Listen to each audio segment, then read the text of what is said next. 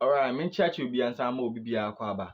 Be in Fambra or Dino TV. I had the updates, trending news on Kwane, this your viewers. No message say, and any day they can uti and answer or share. Best subscribe to our channel. Or be like, or be share more, Bussian fan, or be on one sanka video. So, start a video, and just one who the air trend you or mind Ghana had the updates in Kwane. This one.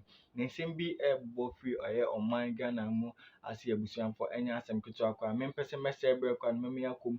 The kwakuti and send munche muye pa me ho adwumi sanso na also uti also ho bedwuru ye pa na me se me kone be kwakuti muye pa na me so se obe subscribe yakoba e be kwakotoa e be betwa enkomo no se kutie na audio ni ba e ba betwa enkomo no so sisi a me de obi bia ase kwa ba sisi a Before at the meeting where Vice President Mahama gave his plan, said the whole world is in a flux. Quality leadership is very scarce. Ghana has come to the crossroads. It is not the normal, regular politics we need. We need someone like Bawumia to find our way out of the situation we find ourselves.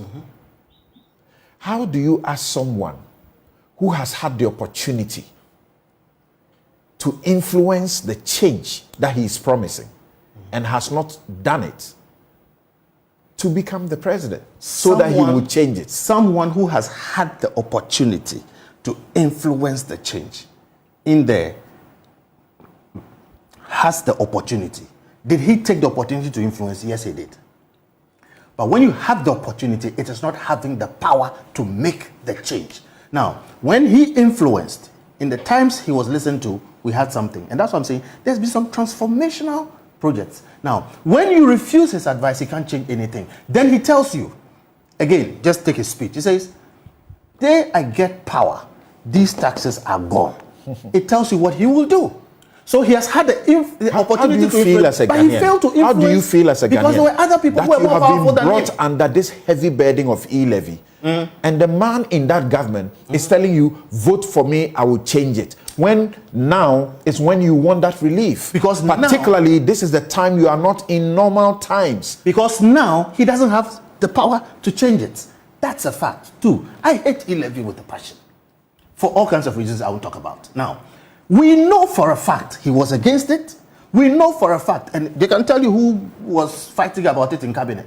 When he lost, we know for a fact he fought for the 100 cedi exemption. And now we know for a fact he has stated clearly that the day I get power, this thing is going. What do you want to hear anymore? Now I hear people say, oh, he's not going to be able to do it. He's not going to do it. How do you say that? The man has said it, he has lived it, and we know everything about him. So see, the solution is in our front. And we are saying that what we are seeing is not what we are seeing. What do you want to hear? If President Mahama tells you that he's going to abolish e-levy, will you believe it?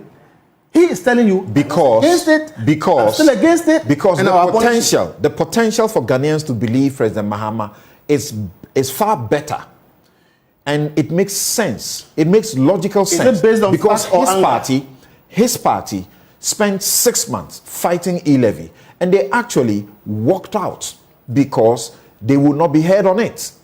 So it is known that his party doesn't want it. It is known that Vice President Bawumia doesn't want it. We all fought e-levy and we lost. It is known that Vice President Bawumia fought for the exemptions for the poor in e-levy. It is known, based on his own utterances, that Vice President Bawumia, on the day that he comes into power, will abolish e-levy. I believe that.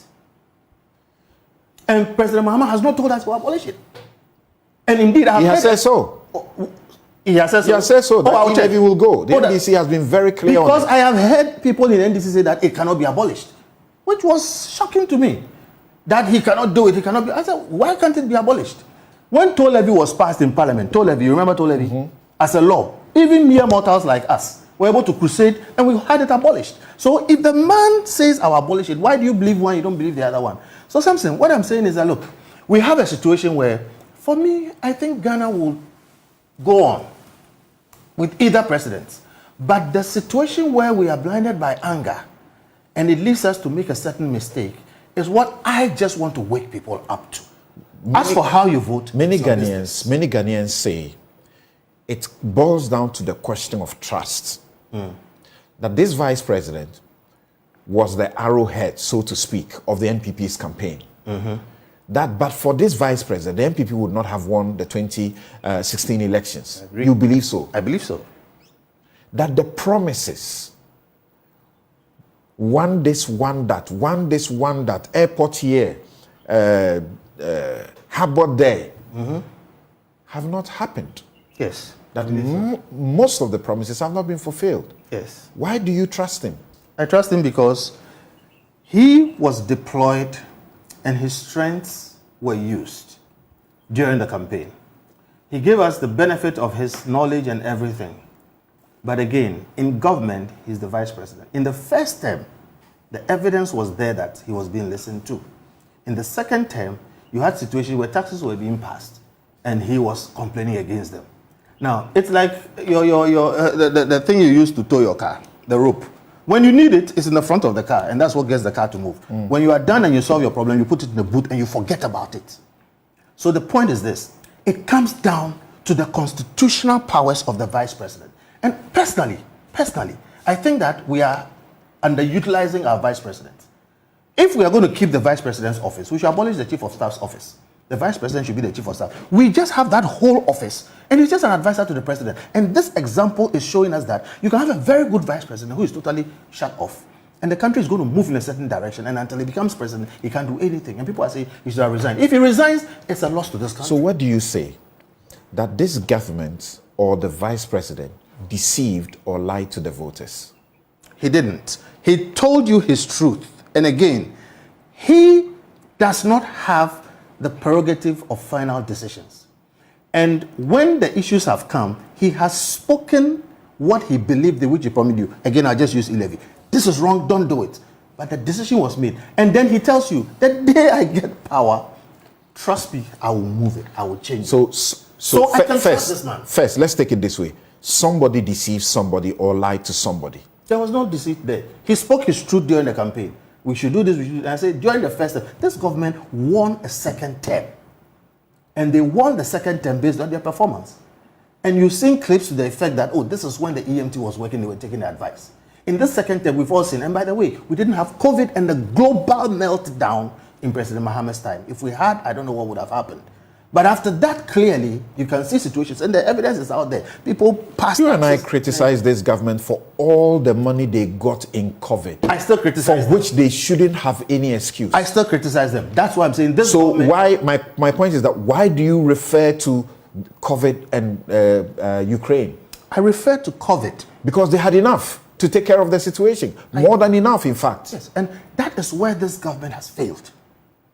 But I refer to COVID because I'm saying this is something that happens sometimes once in 200 years. So it is massively significant that you have a global pandemic that shuts the world down. It's significant. But that notwithstanding, this government should have done better. We shouldn't be paying COVID taxes today. But the question is, who has been the architect of that mess? And I'm saying by our constitutional design, they are all going. If they were not going by constitutional design, Samson, you know me, I think independently. I make up my mind and I let things fall. I would have campaigned to vote against them. You have not been charitable to this government for the manner in which they went about the bank cleanup. Absolutely, yes. That it was suggested that you could have spent 8 billion or 9 billion to save the situation without the collapsing too many of the banks and the unemployment that resulted. And that you didn't need to spend enormous, over 25 to 27 billion. And that is part of the reason our economy became so fragile. The shocks could not, stand the disaster. Yeah. He praises the Bank of Ghana for that project. What do you say?